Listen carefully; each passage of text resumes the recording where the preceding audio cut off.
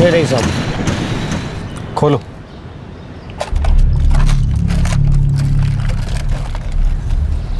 तू यहाँ क्या कर रहा था? साहब कचरा बीनने का काम करता हूँ, रोज की तरह यहाँ आया तो ये देखा। सुबह आते वक्त किसी को आसपास देखा था? नहीं साहब। सर, औरत की बॉडी है। कोई आइडेंटिफिकेशन? नहीं है सर। पूरा एरिया छान मारो।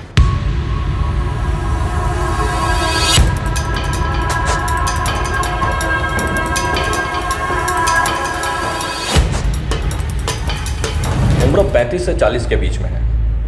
पहले स्टैबिंग हुई 6 बार बॉडी के अलग अलग पार्ट्स पर, फिर गला घोंट कर मार दिया। टाइमिंग?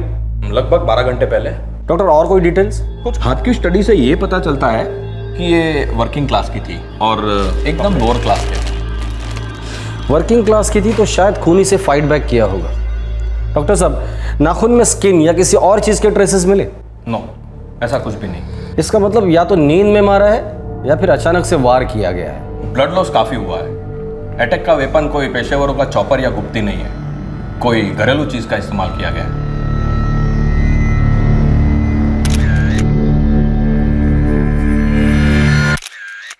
इसकी फोटो सारे पुलिस स्टेशन में सर्कुलेट कर दो, सारे डिटेल्स भी भेज देना, लोअर क्लास थी, एज, सब कुछ। और पोस्टर्स के लिए ऑर्डर दे दिया है सर, 2 घंटे में बंद करा जाएंगे। लोअर क्लास एरिया पर ज्यादा फोकस करना और अज्ञात व्यक्ति के खिलाफ 302 का केस रजिस्टर कर दो। एक्चुअली व्यक्ति नहीं, व्यक्तियों के खिलाफ करना। खून से लथपथ लाश को बोरी में भरकर कचरे के ढेर पर फेंकना एक आदमी का काम नहीं हो सकता, एक से ज्यादा होंगे पक्का। एक अधेड़ उम्र की वर्किंग क्लास औरत की लाश एक बोरी में पाई जाती है, कचरे के ढेर में। पुलिस को लग रहा था कि इसमें एक से ज्यादा लोग इन्वॉल्व हैं, लेकिन सबसे अहम सवाल यह था कि यह लाश किसकी थी और यह खून किसने किया था। खून के इस केस में खून की अहम भूमिका थी।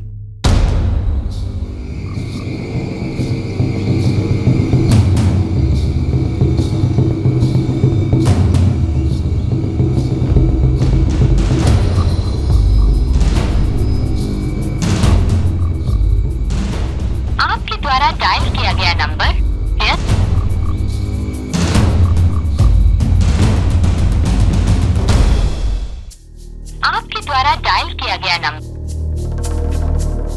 आपके द्वारा डायल किया गया नंबर यस। संजय मोले, अंदर आओ।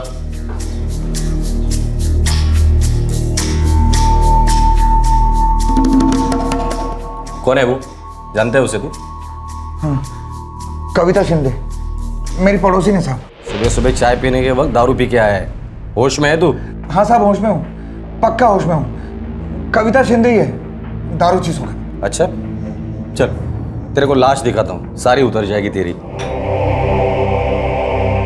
कविता? किसने किया साहब ये तो बहुत अच्छी औरत थी, किसने मार डाला इसे? इसका कोई रिश्तेदार है? हाँ साहब, एक बेटी है प्रीति। साहब, ये कविता सिर्फ उसके लिए जीती थी।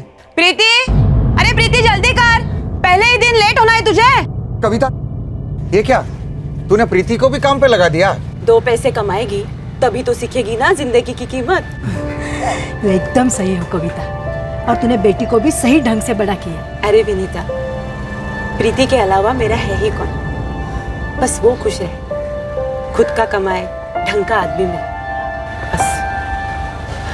प्रीति, चिल्ला और चिल्ला, पूरी दुनिया को बता दे मेरा नाम क्या है। अरे काम ऐसा करो कि नाम छिपाने की जरूरत ना पड़े, समझी? चल अभी। विनीता, देखना माँ बेटी के बीच में कितना प्यार है। हमारे बीच भी ऐसे ही प्यार होता अगर तू दारू नहीं पीता। चल, काम पे नहीं चलना है। गब्बस रे। हाँ विनीता, वो अपनी कविता है ना? अच्छा तुम्हें पता चला? मैं पुलिस के साथ हूँ, मैं पहुंच रहा हूँ।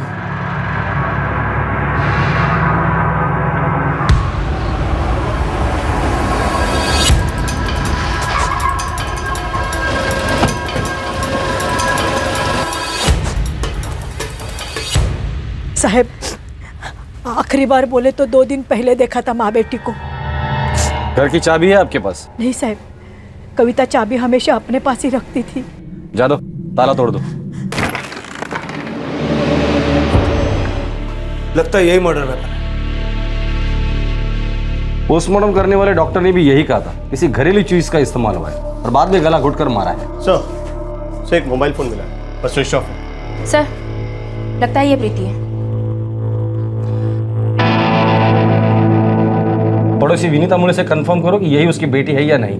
उसके पास से इन दोनों के नंबर ले लो और कॉल रिकॉर्ड्स निकालो। सर, फॉरेंसिक वाले को बुलाओ, ब्लड सैंपल लाश के साथ मैच कराओ और इसे फिंगरप्रिंट वालों के पास भेज दो। सर। साहब, कविता और प्रीति यहाँ पर 1.5 साल से रह रहे। सुना था उसके पहले उसका हस्बैंड ऑफ हो गया था। कोई रिश्तेदार आता था यहाँ? हाँ, उसकी एक रिश्तेदार थी, मेघा राउत नाम है उसका। कविता की चचेरी बहन है वो। पहले कविता उसी के घर में रहती थी। साहब, वो रामबाग झोपड़पट्टी है ना, वहाँ पर। मेरे पास उसका फ़ोन नंबर है।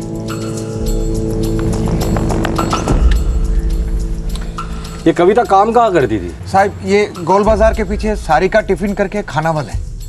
उसकी बेटी प्रीति भी वही काम करती थी। जादव, सारिका टिफिन सर्विस में जाके इंक्वायरी करो। सब माँ बेटी के बीच कोई अनबन? नहीं साहब, बिल्कुल नहीं। साहब, ये आधा टाइम घर पे नहीं होता है, होता है तो होश में नहीं होता है। नहीं, क्या बोल रहा है? हाँ साहब, माँ बेटी में जितना प्यार था ना, उतने ही झगड़े भी थे, जैसे हर घर में होते हैं। लेकिन हमारी कविताएं ना सब संभाल लेती थी। आई तू हर बार सही नहीं हो सकती। मैं कोई बच्ची नहीं हूँ। जो गलत होगा मेरे साथ ही होगा ना। अंदर चल बेटी, खाना ऐसे नहीं छोड़ते। मुझे कोई खाना नहीं खाना। ठीक है, तो फिर मैं भी नहीं खाती। काय ग प्रीति, ऐसे क्या हुआ जो तू खाना नहीं खा रही है? अगर बोल ना, आई से किस बात पे झगड़ रही हो कि वो भी खाना नहीं खा रही है? हम खाएं ना खाएं, आपको इससे क्या मतलब? आप खिलाती है हमें। अरे मैं तो ऐसे ही पूछ रही थी। मैंने कभी आपसे ऐसे ही पूछा कि आपका पति क्यों पीता है और फिर पीकर आपको क्यों पीटता है? आप उसे रिटर्न में क्यों पीटती है? आपके बच्चे क्यों नहीं है? मैंने कभी पूछा? ऐसे ही।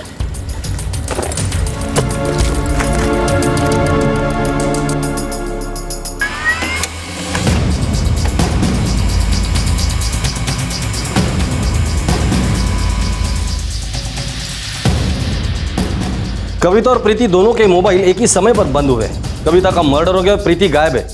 पता नहीं क्या चल रहा था उनकी जिंदगी में या उनके घर पर। सर, कविता की चचेरी बहन मेघा राउत से कांटेक्ट हो गया है। वो ऑन द वे है। सर हॉस्पिटल से पोस्टमार्टम की रिपोर्ट आ गई। फाइल कर दो। सर एक बार देख लीजिए, कुछ गड़बड़ है।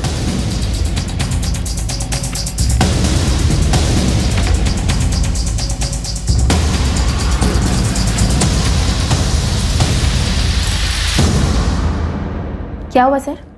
कविता को एड्स था। एड्स किसी को भी हो सकता है और एड्स के साथ किसी भी तरह के नैतिक मूल्य को जोड़ना हमारा उद्देश्य नहीं है।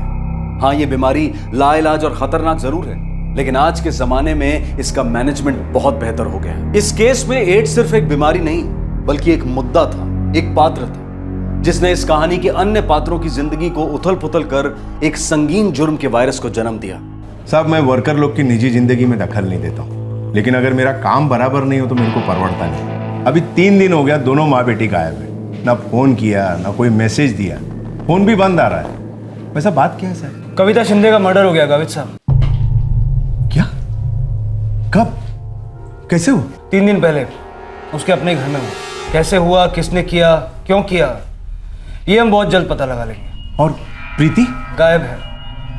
तो आप किसी की निजी जिंदगी में दखल नहीं देते, पर यहाँ कोई तो होगा जो कुछ जानता होगा।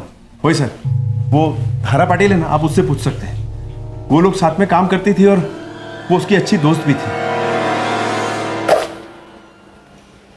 क्या मार डाला? 3 दिन पहले। अरे देवा, परमेश्वर, कविता साहब, कविता जैसी औरत नहीं थी। वो कभी किसी का बुरा नहीं चाहती थी, एकदम दिल से काम करती थी साहब। वो कभी मदद मांगो तो करती थी। और प्रीति पर तो वो जान छिड़कती थी साहब। यहाँ किसी से कोई दुश्मनी थी उसकी? दुश्मनी नहीं साहब, प्यार था।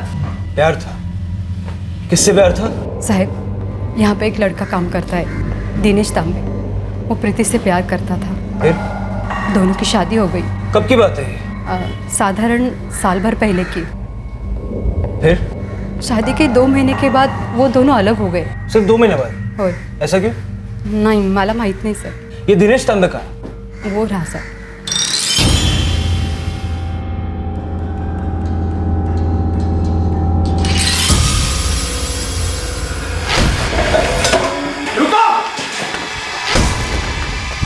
दिनेश तांबे, रुक जाओ!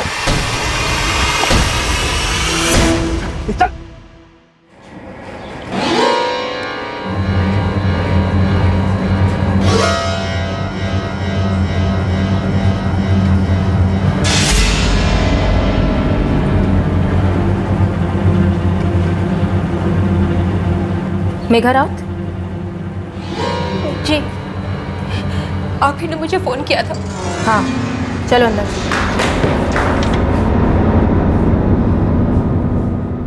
पानी पिलाओ इन्हें.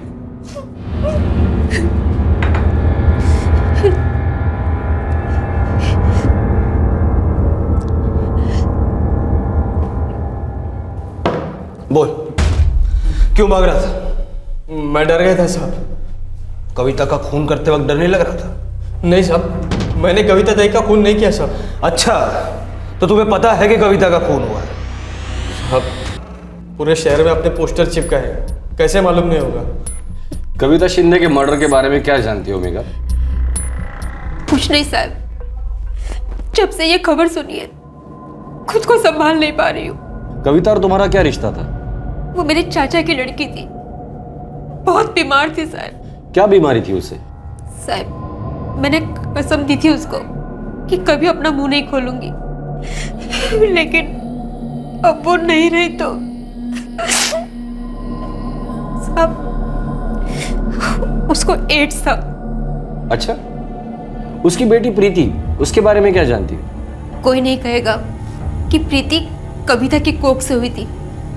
कविता पूरब थी तो वो पश्चिम, लेकिन कविता उसके लिए जान देती थी. इतने अच्छे लड़के दिनेश के साथ उसकी शादी करवाई, लेकिन ये लड़की प्रीति अपनी शादी टिका भी नहीं पाई. 2 महीने में ही अलग हो गई दिनेश से. क्यों? 2 महीने में क्यों अलग हो गए? साहब, प्यार एक चीज़ है और शादी दूसरी चीज़ है. हाँ, मेरे को हुआ था प्यार प्रीति से. जब शादी हुई तो लगा लाइफ एकदम सेट है, लेकिन ऐसा नहीं था साहब. साथ रहना मतलब खाने का काम नहीं है ना. एक भी बात पर हमारी पटती नहीं थी. सांस लेना मुश्किल हो गया था साहब. उसने सामने से मुझे अलग होने के लिए कहा. बोली जिंदगी भर ये लफड़ा नहीं चाहिए. कविता की जान क्यों ली? और प्रीति की लाश कहाँ छुपा कर रखी? ऐसा मत बोलो साहब. 9 महीने पहले हम लोग अलग हुए थे. उसके बाद माँ बेटी के साथ मैंने बात भी नहीं की, उनकी तरफ देखा भी नहीं. मैंने किसी को नहीं मारा साहब, आप किसी को भी पूछ लीजिए. मुझे नहीं लगता साहब कि दिनेश में कोई खोट होगा. इस प्रीति ने ही उसका जीना हराम कर रखा होगा. उसकी किसी के साथ बनती ही नहीं थी. मेघा, प्रीति कहाँ है इस वक्त? मुझे नहीं मालूम, मैंने बोला ना आपको. तुमने बोला, हमने सुना. अब तुम वो बोलो जो हम सुनना चाहते हैं. मैं बोल तो रही हूँ साहब. देखिए, मैंने बोला ना आपको कि कविता बीमार थी, उसको एड्स था. कविता को एड्स था, ये बात हमें पहले से ही पता थी. अब कुछ ऐसा बताओ जिससे हम तुम्हारी बहन कविता के कातिल तक पहुंच सके, और अगर प्रीति जिंदा है तो उसे भी बचा सके. कहाँ है प्रीति, या इस वक्त कहाँ हो सकती है, बताओ. साहब, वो राघव. कौन राघव? वो राघव पांडे, वो भी सारिका टिफिन सर्विस में काम करता है.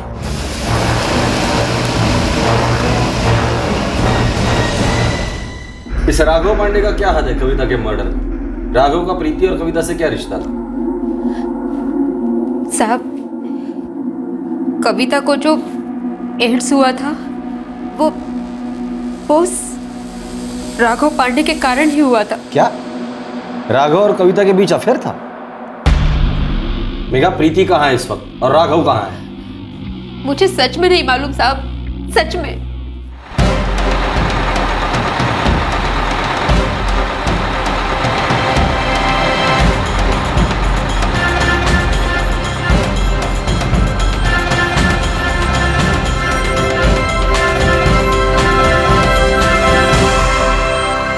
मेघा, बताओ क्या हुआ था कविता, राघव और प्रीति के बीच? हर एक मिनट कीमती है, एक मासूम की जान बच सकती है. नहीं साहब, प्रीति कोई दूध की धुली मासूम तो नहीं है. देखिए साहब, शादी की बात कविता ताई ने छेड़ी थी. उसको मालूम था मेरे को प्रीति पसंद है, उसने पूरी बात चलाई, प्रीति को राजी भी किया।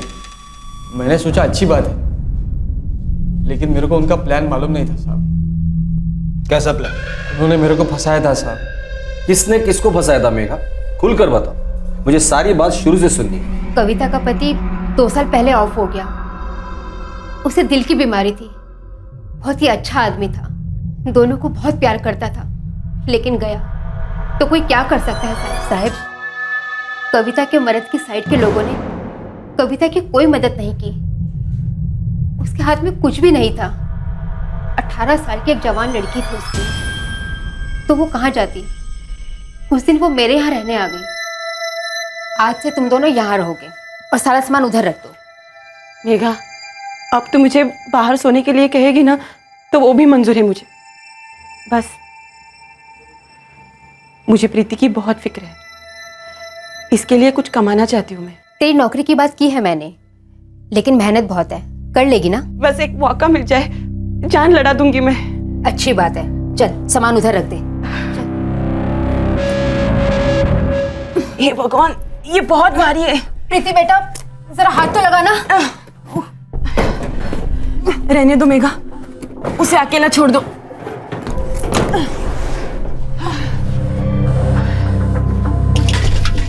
अपनी बेटी के लिए कविता दिन रात काम करती। उसके लिए प्रीति ही उसकी दुनिया थी, प्रीति ही उसका सब कुछ थी।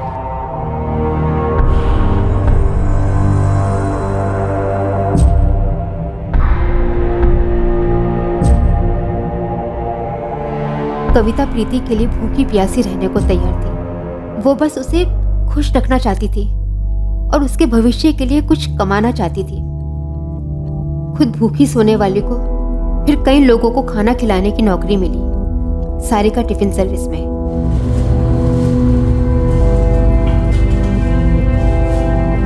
देखते देखते कविता सारिका टिफिन में जम गई और उसने अपनी बेटी प्रीति को भी वही काम पर लगा दिया, ताकि प्रीति हमेशा उसकी आंखों के सामने रहे। मेरे यहाँ आए 6 महीने के अंदर ही कविता ने खुद की खोली का भी इंतजाम कर लिया था।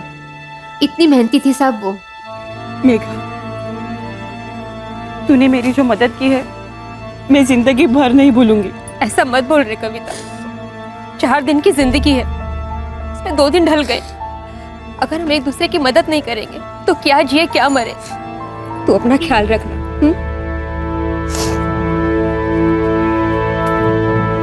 साहब, उनका अपने नए घर में बहुत ही अच्छा चल रहा था, लेकिन शायद कविता ने प्रीति को उसी जगह काम पर लगाकर बहुत बड़ी गलती की। वहाँ वो राघव पांडे वाला मामला शुरू हो गया। ये राघव पांडे रहता कहाँ? मुझे नहीं मालूम, पर हाँ, मेरे पास उसका नंबर है। कविता ने दिया था एक टाइम।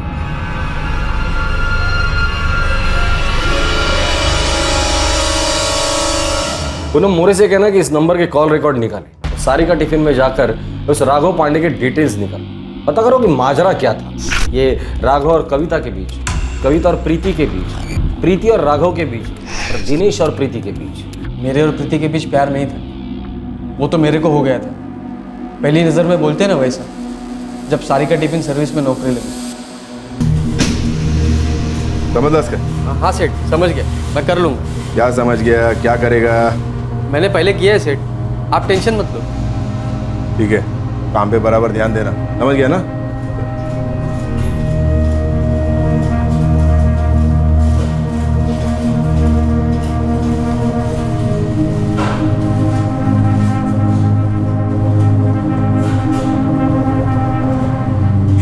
सुनिए सुनिए सुनिए। क्या है? ये लाइटर कहाँ है? वही जहाँ हर बार होता है, आंखों के सामने। अब आंखों की जगह आलू है तो कोई क्या करे।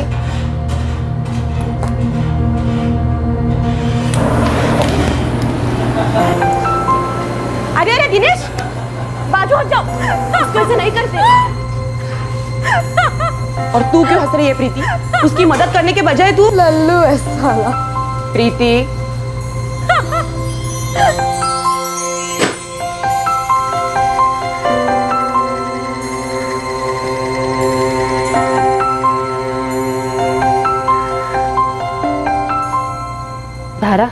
हाँ, ये नया लड़का दिनेश सीधा लगता है ना? सुना कि ये पीता बीता नहीं है और तम्बाकू भी नहीं खाता है। अच्छी बात है। सुना है अच्छे घर का लड़का है, माँ बाप का इकलौता लड़का है वो। हाँ, वो तो पता लगता है देखने के बाद। भाई इसकी शादी की उम्र भी हो गई है ना? होगा। जिससे भी शादी करेगा ना सुखी रहेगी लड़की।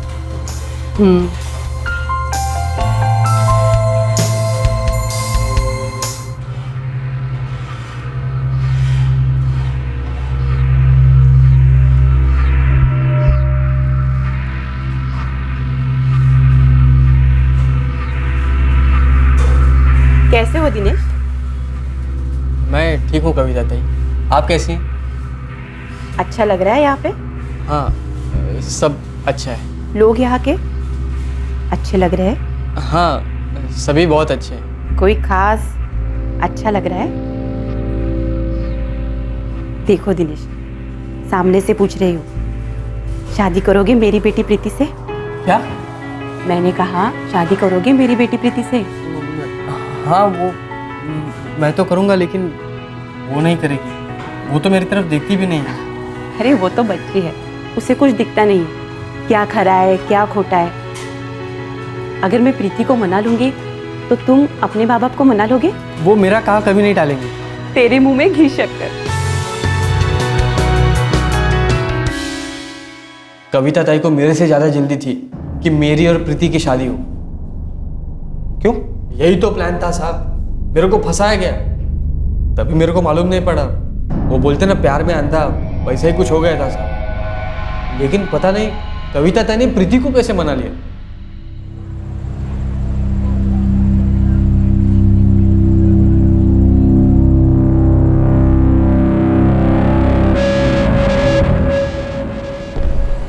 तो सो जा, मैं बाद में सो जाऊंगी। बात करनी है, जरूरी है। बहुत जरूरी। बोल। तुझे दिनेश कैसा लगता है? क्या मतलब? वो दिनेश तुम्हें पसंद करता है, देखता रहता है, देखभाल भी करेगा शादी के बाद। किसकी शादी? तेरी और दिनेश की शादी।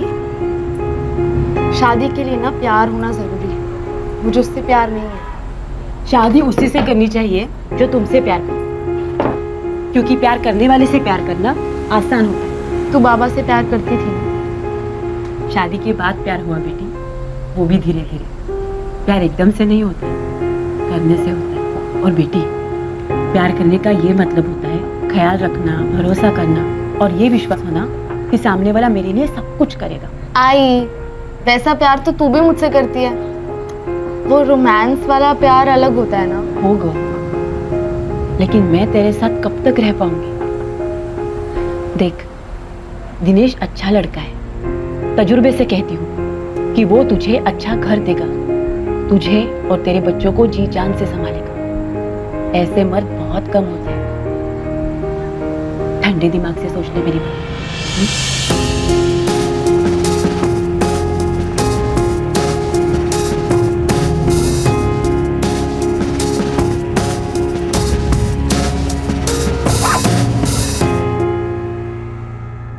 प्रीति मान गई साहब, कविता ताई ने उसे मना लिया। और तेरे घर वाले भी मान गए? ऐसे साहब, एक हफ्ते में मंगनी हुई और अगले 1 महीने में शादी, और 2 महीने में तुम लोग अलग भी हो गए। चलो बता भी दे, अलग क्यों हुए? साहब मैंने बोला ना, हम लोगों की जमती नहीं थी। वो मेरे से प्यार नहीं करती थी साहब। तुझे क्या लगता है तेरी कहानी पर हम लोग विश्वास कर लेंगे? प्यार से पूछ रहे हैं तो प्यार से बता दे। अगर पिटाई का तड़का लगाएंगे ना तो पूरा जल जाएगा।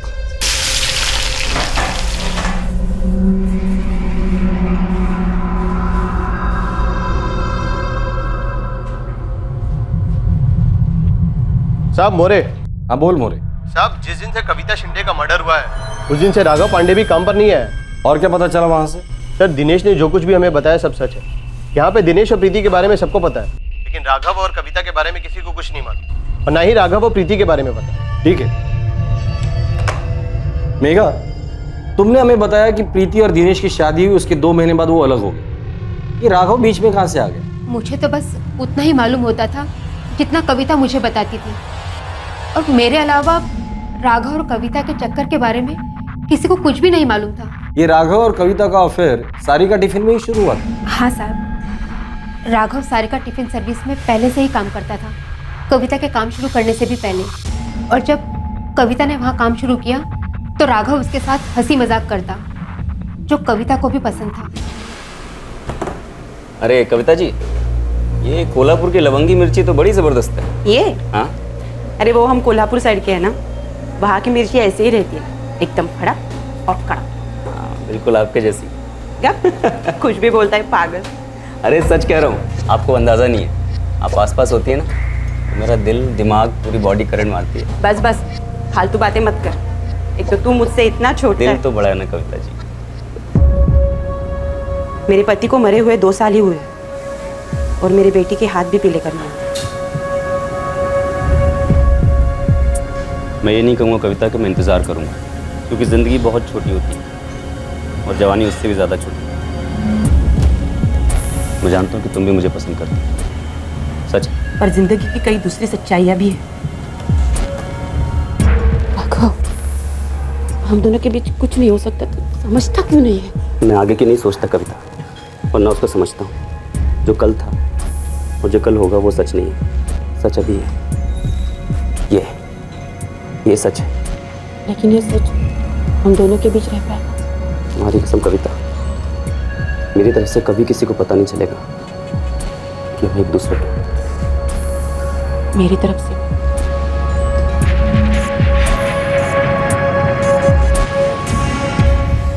कविता ने मुझे बताया, क्योंकि उसे डर लग रहा था कि वो सही कर रही है या गलत। इसे कभी पता चलेगा तो कितना बुरा होगा।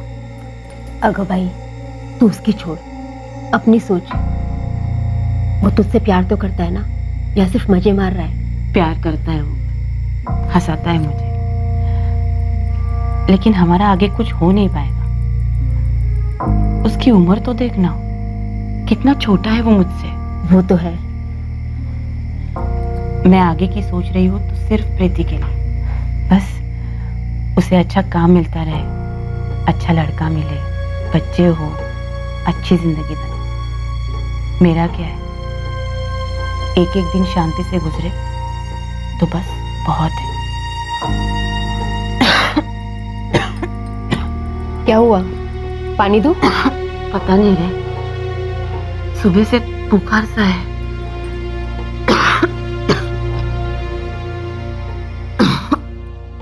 मैं कभी कभार आती जाती रहती थी उन दोनों का हालचाल पूछने, लेकिन 1-2 हफ्ते के अंदर ही कविता की हालत बहुत ज़्यादा खराब हो गई, तो डॉक्टर ने कहा कि खून की जांच करवाओ। हाँ कविता जी, बैठिए। Blood reports?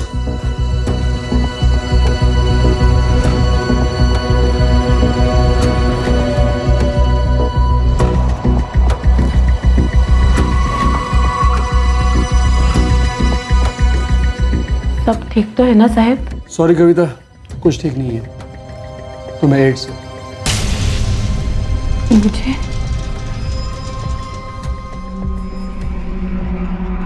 दूसरे ही दिन राघव के खून की भी जांच करवाई, उसे भी एड्स था।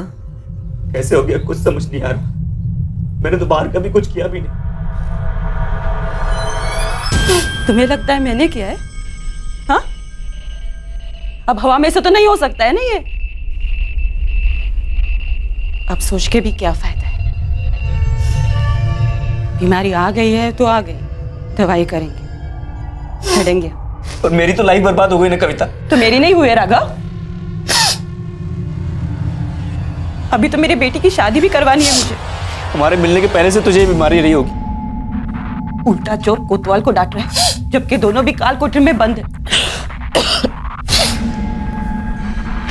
राघव, प्रीति के आने का वक्त हो गया, तुम जाओ यहां से।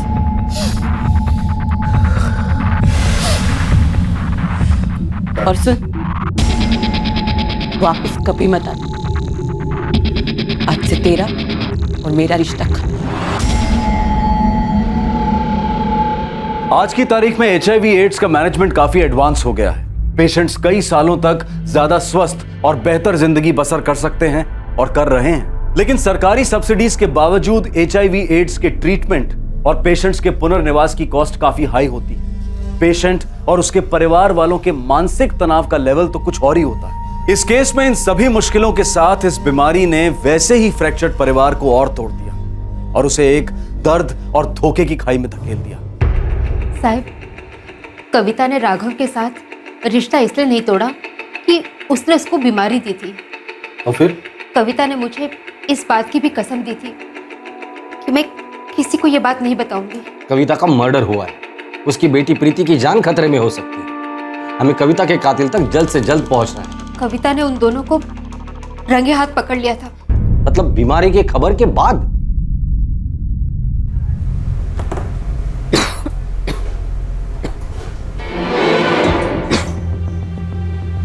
क्या रे कविता, कितना खांस रही है? कब से तुम्हारी तबीयत ठीक नहीं है? अरे डॉक्टर को दिखाई कि नहीं? दिखाया है रे, दवाइयाँ चालू है मेरी, ठीक हो जाओ।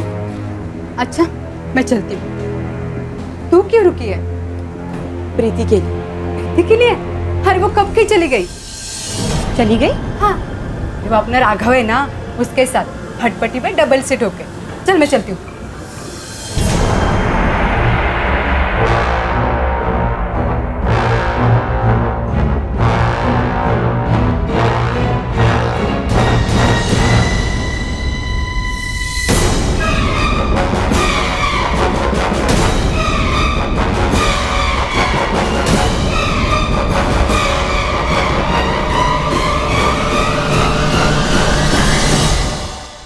मतलब राघव का कविता और प्रीति दोनों के साथ अफेयर था?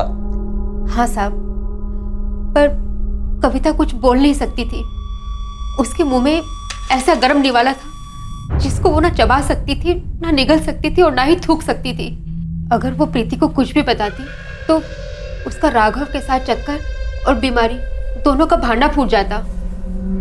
फिर भी उसने प्रीति को समझाने की बहुत कोशिश की।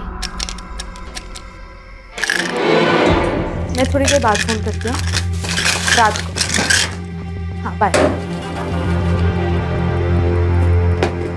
11 बज चुके हैं और किसे फोन करने वाली है इतनी रात गए? है एक दोस्त। आदमी है? तू भी जानती है उसे? मैं उसे जानती ही नहीं, पहचानती भी हूँ। प्रीति, कल से तू उस राघव पांडे से बात तक नहीं करेगी। कल से नहीं, आज रात से। ओहो, तू जासूसी कर रही है मुझ पर? अरे तकदीर का इशारा समझो, जो मैंने तुम दोनों को आज एक साथ लिख लिया। देख है, मैं कोई बच्ची नहीं और वो कोई मरने को पड़ा बूढ़ा नहीं। दोस्ती है हमें और आगे कुछ भी हो सकता है। आगे कुछ नहीं हो सकता तुम दोनों का, समझी? ना आगे का क्यों सोच रही है? मैंने उसको हाँ ना कुछ नहीं बोला है, ना उसने मुझे कुछ पूछा है। बस दोस्ती है, तू कभी नहीं समझेगी। मुझे जितना समझना था समझ चुकी हूँ मैं। मेरी तरफ से हाँ कभी नहीं होगी, कभी भी नहीं। साहब, कविता अड़ी रही। वो प्रीति को सीधे सीधे कुछ भी नहीं बता सकती थी कि राघव और उसका चक्कर था और दोनों को एड्स था, पर उसने कोशिश नहीं छोड़ी। उसने प्रीति को जैसे तैसे राघव के चंगुल से निकालकर दिनेश के साथ जोड़ दिया या गले बांध दिया? नहीं साहब, दिनेश तो पहले से ही पसंद करता था प्रीति को। और प्रीति वो कैसे तैयार होगी? वो लड़की तो ना जिंदगी से कुछ सीखती है और ना आगे के बारे में कुछ सोचती है। कब मन बदलेगी, कब क्या सोचेगी, कोई कुछ नहीं बोल सकता। उसको तभी लगा होगा कि दिनेश के साथ शादी कर लूं तो कर ली। वो कहते हैं ना कि एकदम मूड़ी छोकरी है। तूने हमसे झूठ बोला दिनेश कि तेरी और प्रीति की शादी के बाद जमती नहीं थी, इसलिए तुम लोग अलग हुए। साहब, यही वजह थी हमारे अलग होने की। साहब यही सच है साहब। सच हम जानते हैं। तू और प्रीति शादी के सिर्फ 2 महीने में अलग हुए। इसकी वजह दाल में कुछ काला नहीं था, पूरी की पूरी दाल जलकर काली हो गई थी। साहब, तेरी शादी की दाल किस वजह से जली?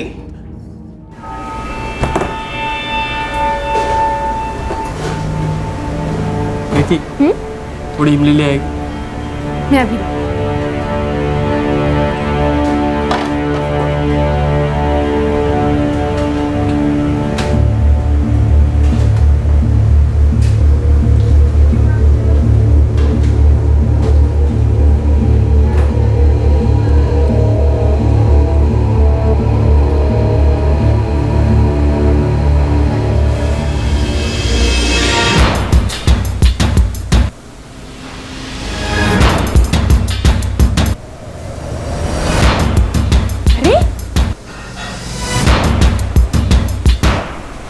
चले गए दोनों? पूरी दाल जल गई।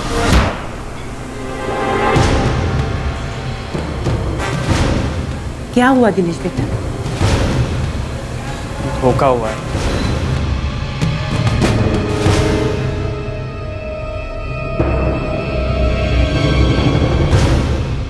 हमारी शादी के पहले से चल रही है? हाँ। नहीं। आप बीच में मत बोलिए। कविता ताई को मालूम था? हाँ मालूम था। कविता ताई, आपने धोखा किया है मेरे साथ, मेरे को फंसाया आपने। धोखा तो मेरे साथ भी किया है इन्हें। मुझे तुमसे शादी करनी ही नहीं थी, ये तो इसी ने दिमाग खराब करके रखा था मेरा। अरे तुम दोनों का दिल खराब है, जो मेरे साथ इतना बड़ा गेम खेला तुमने। नहीं नहीं बेटा, मैं तो तुम दोनों को खुश देखना चाहती थी। खुश? मैं इसके साथ कैसे खुश रह सकता हूँ, बताइए ना आप। एक तरीका है, तुम मेरे साथ रहो ही मत। नहीं नहीं प्रीति, माफी मांग ले और ऐसी गलती दोबारा मत करना। गलती तो तूने की है आई, जो मुझे इसके गले बांध दिया। ये क्या बातें कर रहे हो तुम दोनों? शादी को हुए 2 महीने भी नहीं हुए। दिनेश बेटा, मुझे माफ कर देना, मैंने तुमसे ये बात छुपाई। इसे भी माफ कर देना, इसने फिर से वो गलती की है। लेकिन ये अलग होने की बात मत करना। जब से मैंने इसे उसकी बाहों में देखा है ना, मैंने तभी सोच लिया कि इसके साथ आगे नहीं रहूंगा। ताई, मैं इसके कपड़े भिजवा दूंगा आपके पास। नहीं नहीं बेटा, ऐसा मत बोल। आज से मेरा तुम दोनों के साथ कोई वास्ता नहीं है। तुम दोनों मेरे लिए मर चुके हो।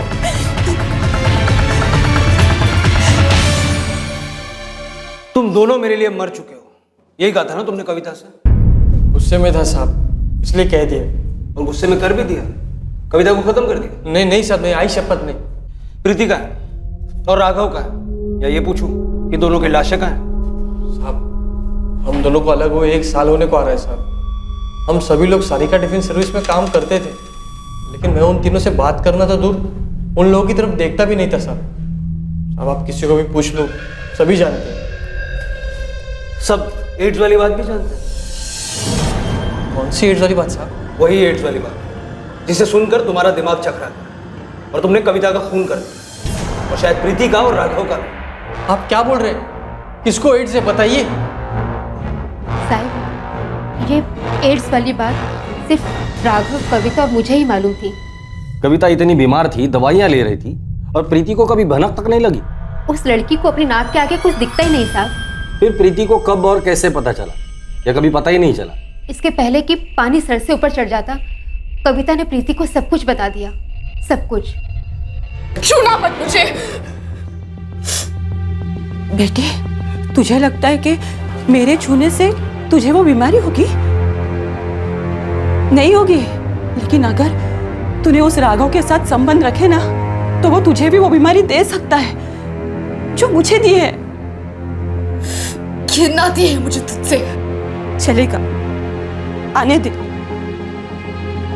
शायद मेरे तकदीर में लिखा था ये सब, लेकिन बेटी, अगर सब कुछ जानते हुए भी तूने उस राघव के साथ संबंध रखे, तो ये तकदीर का खेल नहीं, ये खुद की हुई बेवकूफी होगी। बहुत देर हो चुकी है आई। क्या तूने उसके साथ संबंध जोड़ दिए? दिल जुड़ गया है और कोई बीमारी अब उसे तोड़ नहीं सकती। साहब, मुझे इस सब के बारे में मालूम नहीं था साहब। अगर राघव को एड्स है तो हो सकता है शादी के पहले उसने बीमारी प्रीति को दे दी हो, और प्रीति ने मुझको। जब तक केस सॉल्व नहीं हो जाता तुम अकोला छोड़कर नहीं जाओगे, बिलाल घर जा सकते। साहब, मुझे जितना मालूम था मैंने सब कुछ बता दिया है आपको, पूरा का पूरा सच।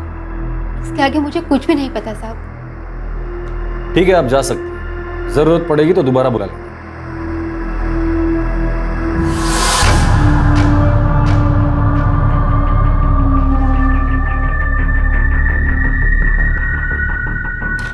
सर, मुझे नहीं लगता इस दिनेश का मर्डर में हाथ है। कविता प्रीति और राघव के रिश्ते के खिलाफ थी। हो सकता है कि प्रीति ने कविता को मार डाला हो, या प्रीति और राघव ने मिलकर कविता को मार डाला। सर, ये जानते हुए कि राघव उसकी माँ का प्रेमी रह चुका है और उसकी माँ को एड्स उसी के कारण हुआ हो सकता है, प्रीति अपनी मर्जी से उसके साथ जाएगी। यादव, जब दिल में आग लगती है ना, तो दिमाग जल जाता है और जमीर जलकर राख हो जाता है।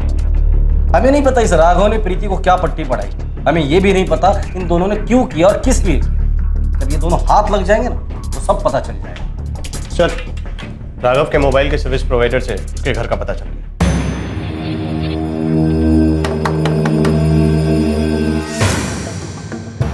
जी, क्या बात है? राघव कहाँ है? वो तो नागपुर गया हुआ है, लेकिन आप उसे क्यों ढूंढ रहे हैं? एक मर्डर के केस में, शायद किडनैपिंग भी। क्या? नहीं नहीं साहब, मेरा बेटा खून नहीं कर सकता है। आज तक उसने किसी को थप्पड़ तक नहीं मारा होगा। नागपुर के लिए कब रवाना हुआ? 4 नवंबर को।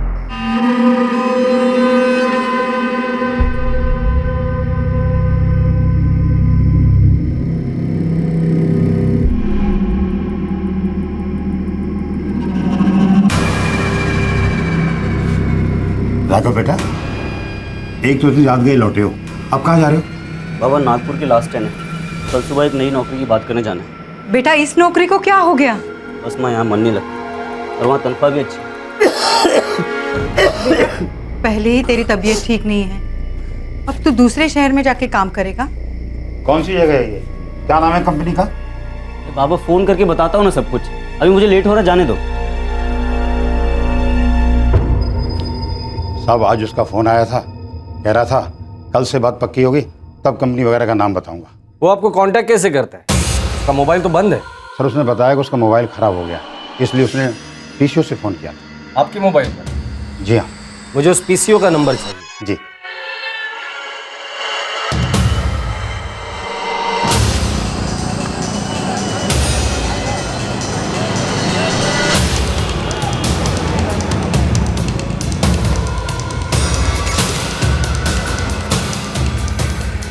माफ करना साहब, इनको यहाँ देखा भी होगा तो याद नहीं रहेगा। क्यों याद नहीं? आजकल पीसीओ का इस्तेमाल वैसे भी कम लोग करते हैं, और कोई करता है तो तुम्हें याद रहना चाहिए। नहीं साहब, यहाँ आज भी पीसीओ से फ़ोन करने बहुत से लोग आते हैं, सबको याद रखना बहुत मुश्किल काम है। ठीक है जादव, यहाँ के लोकल पुलिस स्टेशन से कोऑर्डिनेट करो और इस पीसीओ पर 24 घंटे नजर रखो। सर, इस शहर के खबरियों से भी बात करो, ये राघव यहाँ फोन करने जरूर आएगा।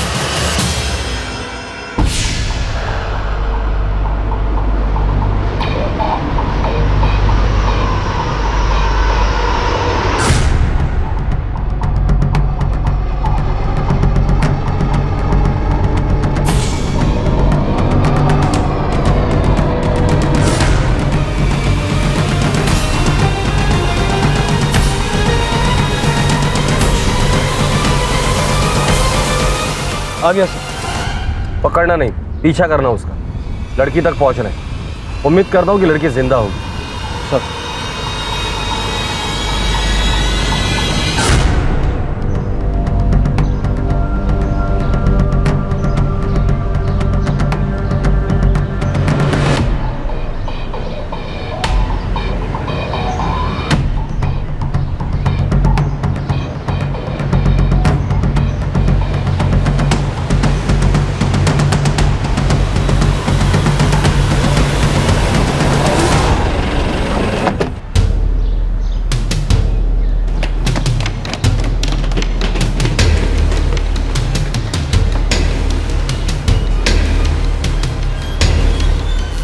रूम नंबर 2 से। कहाँ?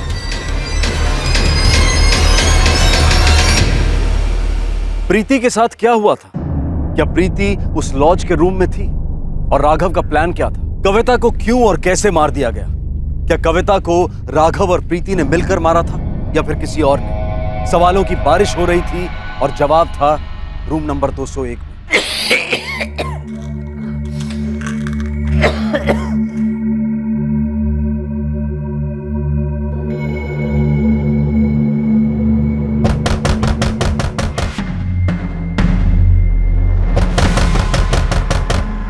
कौन है? पुलिस, दरवाजा खोलो।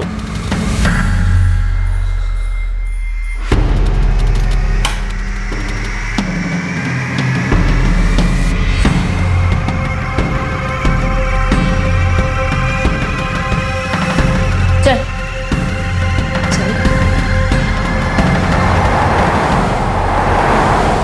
साहब, मैं प्रीति से प्यार करता हूँ। एड्स हो या कैंसर या जो भी हो, जब प्यार हुआ था मुझे थोड़ी मालूम था, और ये प्यार के बाद भी हो सकता है या शादी के बाद भी। ऐसा कौन सा प्यार जिसने तेरी अकल का ही कत्ल कर दिया। तू तो कविता से प्यार करता था ना, या नहीं? ये सब झूठ बोला था उसको। सब मैं तो उसके साथ बस मजे करना चाहता था। जो तू अब प्रीति के साथ कर रहा है, बीमारी के बावजूद, ये है तेरा असली प्यार? जलती थी वो मुझसे देखा नहीं गया कि राघव मुझे उससे ज्यादा प्यार करता है। जलती नहीं थी वो, फिक्र थी उसे तेरी। उसने अपनी पूरी जिंदगी तिल तिल कर काट दी सिर्फ तेरे लिए। ये सब दिखावा था, वो मुझे कभी खुश देख ही नहीं सकती थी, इसलिए बांध दिया मुझे उस दिनेश के गले। देख आई, मैं और दिनेश अब अलग हो चुके हैं। तू मेरे और राघव के बीच में मत आ। वो तेरे लिए सही नहीं है। अरे तू मेरे लिए सही नहीं, जलती है तू मुझसे। देखा नहीं जाता तुझसे कि राघव को मैं तुझसे ज्यादा खूबसूरत लगती हूँ। पागलों जैसे प्यार करता है वो मुझसे, तेरे जैसे नहीं। राघव ने मुझे सब बताया, कैसे तूने उसको फंसाया, फिर जबरदस्ती उसके गले पड़ी और फिर उसे ये बीमारी। मैंने उसे बीमारी नहीं दी, उसने मुझे दी, और मैं उसके गले पड़ी या वो मेरे पड़ा, इससे तेरा कोई ताल्लुक नहीं है, समझी? लेकिन एक बात समझ कि ये बीमारी हम दोनों के गले काटने वाली है बहुत जल्द, और मैं तुझे इससे बचा कर रखूंगी। सोई है तू उसके साथ? बोलना, सोई है तू उसके साथ? मैं उसके साथ जो भी करूं इससे तेरा कोई लेना देना नहीं है, समझी? तू इतना हलकट और कमीना निकलेगा ना, ये मैंने कभी सोचा नहीं था। आज के बाद मेरी बेटी के नजदीक आकर तो दिखा। देख मैं तेरा क्या हश्र करवाती हूँ। सीधा पुलिस के पास जाऊंगी मैं, और वो हाथ पैर तोड़ देंगे तेरे, बंद कर देंगे तुझे, समझा?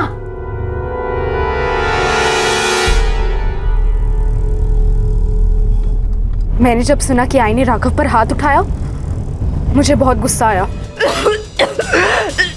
आइंदा से मेरे और राघव के बीच में आई ना, तो वो तेरी आखिरी सांस जान से मार डालूंगी तुझे। आई को जान से मारने की धमकी दी, गलत किया क्या? देख, गलत तब होता है जब किसी का नुकसान हो, और यहाँ नुकसान किसका हो रहा है? हम दोनों का, तेरा और मेरा। तो गलत कैसे हुआ? देख, एक ना एक दिन तो सभी को मरना, और फिर जो कल मरने वाला है अगर वो आज मर जाए तो क्या फर्क पड़ता है? क्या मतलब? मतलब ये कि कविता को वैसे भी एड्स है और मुझे भी उसी से हुआ। देख, कहने को तो हो सकता है कि हम 20 साल और जी लें, लेकिन ये भी तो हो सकता है कि अगले 6 महीने में मर जाए। देख, मुझे इंतजार नहीं करना है। अगर तू मेरा साथ दे तो हम उसको आज़ाद कर सकते हैं। मतलब आई को मार डाले? सोच कितना बड़ा सरदर्द खत्म हो जाएगा। उसके पास पैसे हैं, गहने भी हैं। हम तब तक मज़े करेंगे जब तक मैं जिंदा हूँ, और फिर जिंदगी मज़े मारने के लिए तो है ना। मैं थोड़ा सोच कर बताऊं? पहले बोल करते हैं, उसके बाद सोचेंगे कैसे करना। और हाँ, ज़्यादा मत सोच, उसमें टाइम जाता है, और अपने लिए टाइम ही सब कुछ है ना। मैंने काफी सोचा और मुझे यही सही लगा कि आई को चले जाना चाहिए। पहले प्रीति ने बात छेड़ी थी, और वो नहीं छेड़ती तो मैं छेड़ता साहब खुद। साहब मुझे जल्दी थी, बहुत ज़्यादा जल्दी थी। मैंने कविता को मारा, लेकिन मुझे रत्ती भर भी अफसोस नहीं है। लेकिन हमारा प्लान थोड़ा गलत हो गया। गलती मेरी थी, गुस्सा काबू में नहीं रहता ना।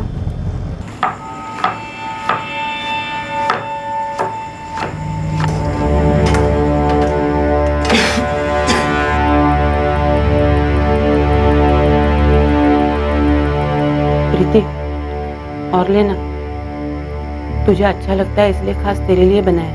नहीं बस। सुनो, मुझे मालूम है तूने जो बोला वो गुस्से में बोला। मुझे राघव पर हाथ नहीं उठाना चाहिए था। रहने दे। मुझे मालूम है तुझे गुस्सा आता है और फिर तू शांत हो जाती है। तुझे मेरे लिए प्यार है अभी भी, है ना? हाँ।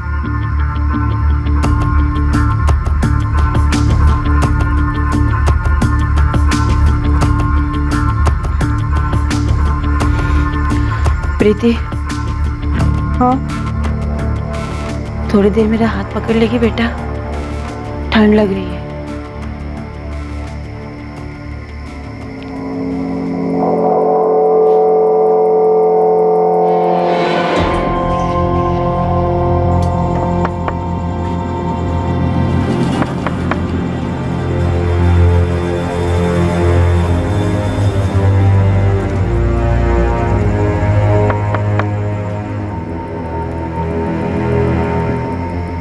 इतनी रात के कौन आया होगा? मैं देखती हूँ।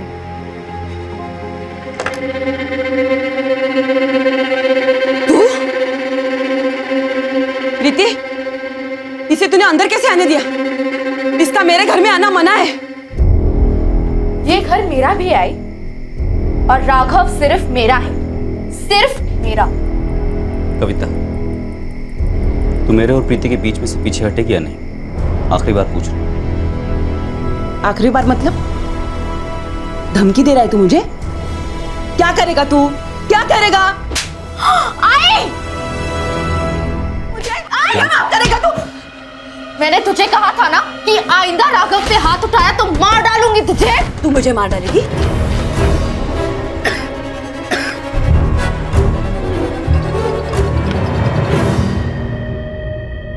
क्या तुम दोनों को वाकई ऐसा लगता है कि तुम दोनों के बीच जो कुछ भी था वो प्यार था या प्यार है? नहीं, प्यार नहीं, नफरत, हैवानियत और लालच था। तुमने एक ऐसी औरत की जान ली है जिसने तुम्हें प्यार और भरोसे से सींचा था। तुमने तो अपनी मां को ही मार डाला, जिसने तुम्हें अपने पेट में और बाहर की दुनिया में अपने खून से सींचा था। अब फिर से एक बार सोचो, तुम दोनों के बीच जो कुछ भी था वो प्यार था या जानलेवा बीमारी?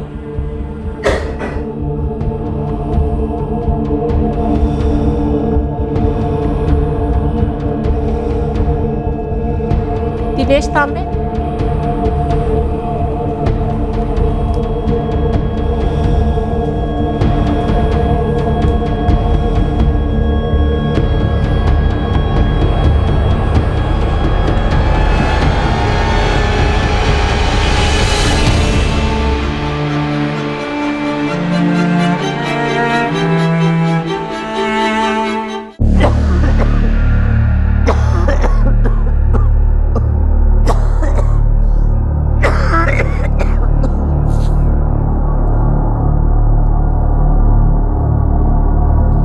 ए प्रीति शिंदे, तेरी मेडिकल रिपोर्ट्स आ गई हैं। ले, फाड़ के फेंक दो। अरे जानना नहीं है कि तेरा रिजल्ट क्या आया है? नहीं।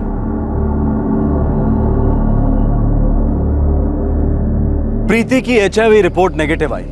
हम फिर से एक बार दोहराना चाहते हैं कि हम किसी भी सूरत में HIV एड्स को किसी नैतिक मापदंड के साथ नहीं तोलना चाहते और ना ही उसके ट्रीटमेंट और उसकी सीरियसनेस पर कोई कमेंट करना चाहते हैं। हम सभी एड्स पेशेंट्स के मानव अधिकारों और बेहतरीन इलाज के पक्ष में हैं, लेकिन इस केस में इस बीमारी ने एक पात्र की भूमिका निभाई। ये बीमारी उस भय और इनसिक्योरिटी का चिन्ह बन गई जो जुर्म को जन्म दे सकती है, लेकिन सिर्फ उन दिमागों में जहां पर विकृति पलती है और सिर्फ उन दिलों में जहां पर एहसान फरामोशी राज करती है। अगर प्यार अंधा है तो कविता का प्यार गूंगा और बहरा भी था। कोलू के बैल की तरह कविता इस प्यार की खेती में पिसती रही और एक बार भी नहीं सोचा कि फसल कैसी उभर कर आ रही है। और प्रीति अपनी नादानियों में ये देख ही नहीं पाई कि उसकी माँ कविता सिर्फ उसका भला ही चाहती थी। बच्चों के लिए सब कुछ न्यौछावर करना, उन्हें तकलीफ ना हो इसलिए उनसे जिंदगी की सच्चाइयों को छुपाना, ये सब कुछ आगे चलकर बहुत दुखदायक हो सकता है। इसलिए बेहतर यही होता है कि ऐसे मामलों को मैच्योरिटी के साथ हैंडल किया जाए। अगर कविता ने अपने प्रेम में, अपने स्नेह में थोड़ी सतर्कता बरती होती तो शायद उसे इतनी दर्दनाक मौत नहीं देखनी पड़ती। आपसे फिर मुलाकात होगी क्राइम पेट्रोल सतर्क में एक और नए केस के साथ। तब तक अपना ख्याल रखें, सुरक्षित रहें और याद रखें, वक्त उड़ता जरूर है पर पायलट हमेशा हम खुद होते हैं। सही वक्त, सही कदम, सतर्क रहें। जय हिंद। इस तरह के और भी एपिसोड देखने के लिए हमारे चैनल को सब्सक्राइब करें और बेल आइकन दबाना ना भूलें।